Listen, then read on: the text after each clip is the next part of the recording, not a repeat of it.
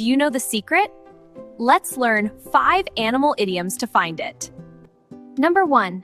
A little bird told me. It's used when you don't want to say who gave you the information. Example. A little bird told me you got a new job. Congratulations! Number 2. Busy as a bee. It means very busy and active. Example. She's been as busy as a bee preparing for the exam. Number 3.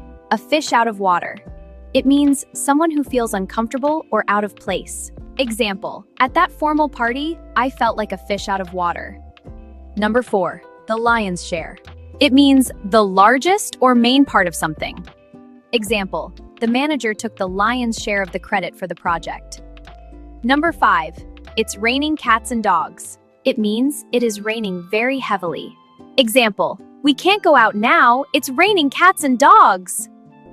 Subscribe to Lexicon Lane to learn more.